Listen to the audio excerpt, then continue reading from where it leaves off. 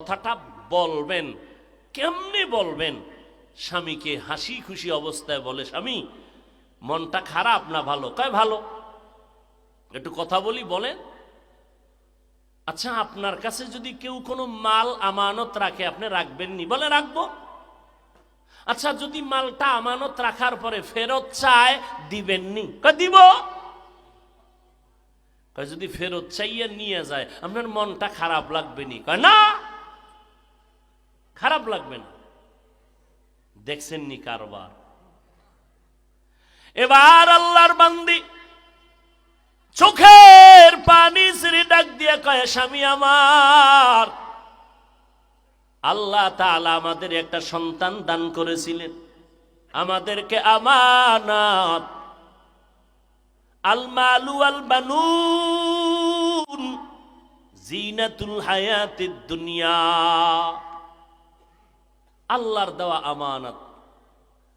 আল্লাহ তাআলা সন্তানটা গত রাত্রে নিয়ে গেছে।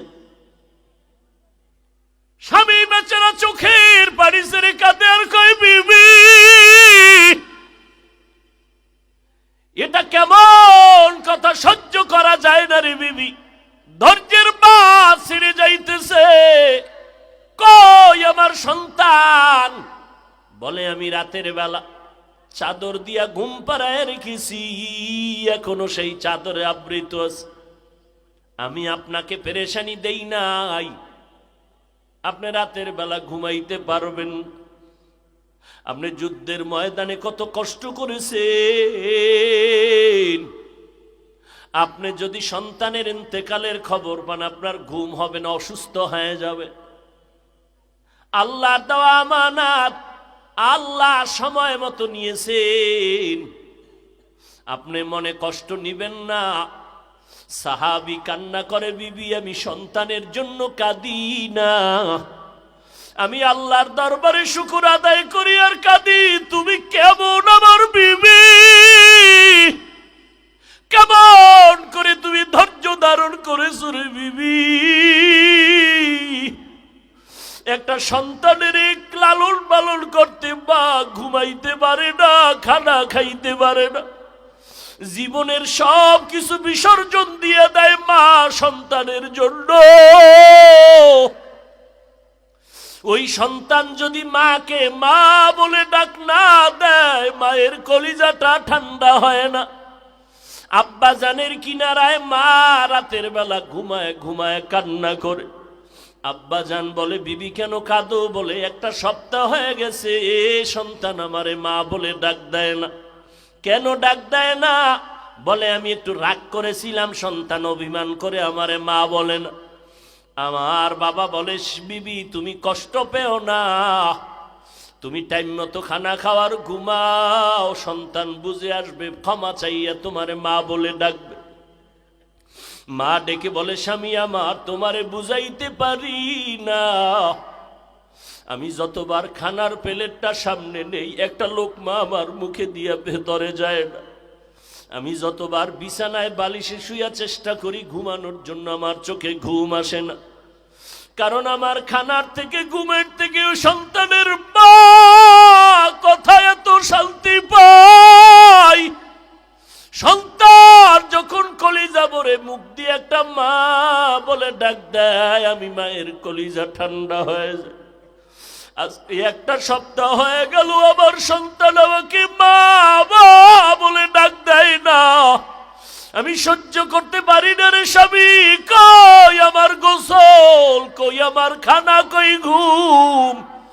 ও নাজিরপুরের সন্তানেরা, কই মাকে হারাইছো, কই বাবারে হারাইছো? যেই বাবা তোমার এমন একটা রাত্র নাই টেলিফোন করিয়া খবর নিত না। যতবার তুমি বাদ যেখানেই থাকতা, বাবায় রাতের বেলা টেলিফোন করে খবর নিত, বাবা কই, কখন ঘুমাবি, কখন খানা খাবি, বাবা তোর ঘুম না আসলে আমি বাবা সহ্য করতে পারি না। তোমার বিপদের খবর পাইলে বাবায় পাগলের মতো হয়ে যাইত। ও আল্লাহর বান্দার, আজকে এখানে হাজির হয়েছো, মোনাজাতের পরে অনেকে ঘরের দরজায় গিয়া দেখবা মা তোমার অপেক্ষা করে, বাবা অপেক্ষা করে। আবার একদল সন্তান এখানে আছে যাদের বাবাও নাই, মাও নাই। ঈদের নামাজ পড়ি একটা যুবক কবরের কিনারায় দাঁড়াইয়া দাঁড়াইয়া কান্না করে, এরে যুবক কেন কাঁদো? বলে গত ঈদে নামাজে যখন আমি রওনা দিলাম, ঈদের নামাজে যাইতে পোশাকটা পরিয়া ঘর থেকে বের হওয়ার সময় আমার মায়ের কাছে দাঁড়াইল। আমার মা আমার মাথায় হাত দিয়া কলিজা ভরে দোয়া করে দিলেন। আমার বাবারে হাতটা ধইরা সাথে নিয়ে ঈদের নামাজ এক জায়গায় দাঁড়াইয়া আদায় করেছি। আজ যখন আমি ঈদের নামাজের জন্য ঘর থেকে বের হইতেছিলাম, আমি হঠাৎ করিয়া মায়ের দোয়ার কথা মনে পড়ে মায়ের বিছানার দিকে নজর পড়ে গেল। তাকায় দেখি বিছানা খালি, আমার মা বিছানায় নাই। নামাজের মুসল্লায় দাঁড়াইয়া দেখি আমার ডান পার্শ্বে আমার বাবাই কই? আমার বাবাই তো আমার পাশে আজকে দাঁড়াইল না, কই? আমি আজ এতিমের মতো হয়ে গেলাম। কে আমার একটু মাথায় হাত দিয়ে দোয়া দিবে রে যুবক? ও যুবকেরা, ওই মা বাবার দোয়া ছাড়া তুমি পরীক্ষায় ভালো নাম্বার পাও নাই। ওই মা বাবার চোখের বাড়ি আর দোয়া ছাড়া আমি হাফিজুর রহমান চেয়ারে বসতে পারি নাই। ওই মা বাবার চোখের বাড়ি আর দোয়া ছাড়া তুমি মাওলানা মুফতি হইতে পারো নাই রে যুবক। ওই মা বাবার দোয়া ছাড়া তুমি টাকার মালিক, বাড়ি গাড়ির মালিক, সম্মানের চেয়ারের মালিক হতে পারো নাই। ওই মায়ের কথা মনে যদি থাকে রে যুবক, ওই মায়ের কথা বলিয়া কে কাঁদাইছো? পায়ে হাত রেখে বলি, যা যদি মা বেঁচে থাকে পাও ধরিয়া ক্ষমা নাও। কারণ মায়ের চোখের বাড়ি ছাড়া তুমি আজকে টাকার মালিক হতে পারো নাই।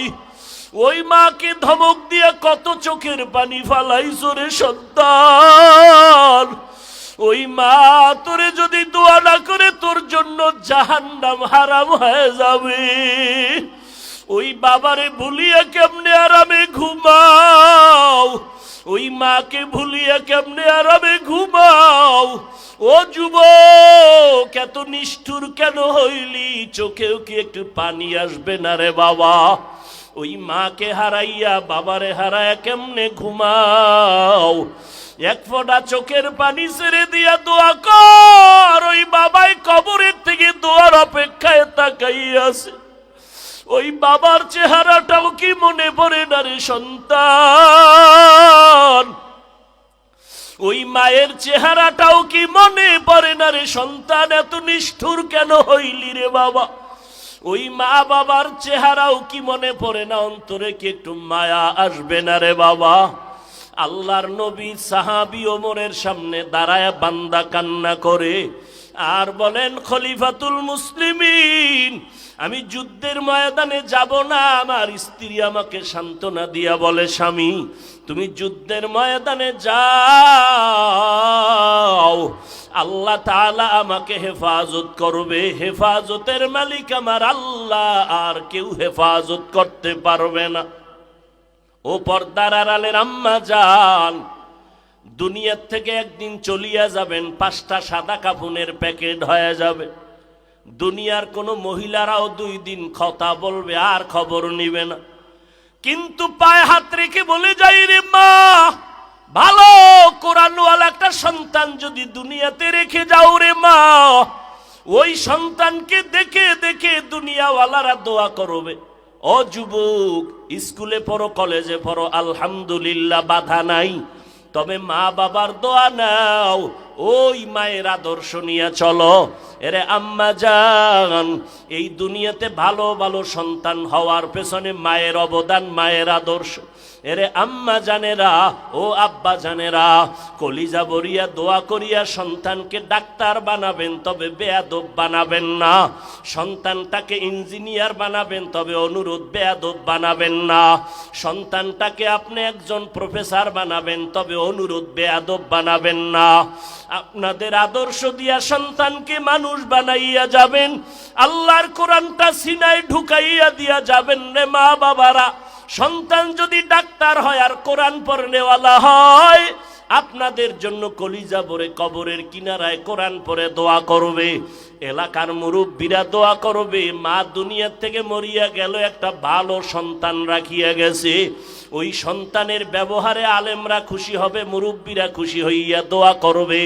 শুধু সন্তান দোয়া পাবে না, আপনার ভালো সন্তানের কারণে আপনি মাও কবরে বসে বসে দোয়া পাইতে থাকবেন রে আম্মা জান।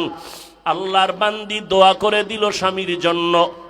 স্বামী বলে, ও খলিফাতুল মুসলিমিন, আমি আমার স্ত্রীর সান্ত্বনার বাণী পাইয়া আমি যুদ্ধে যাওয়ার জন্য রেডি হয়ে গেলাম।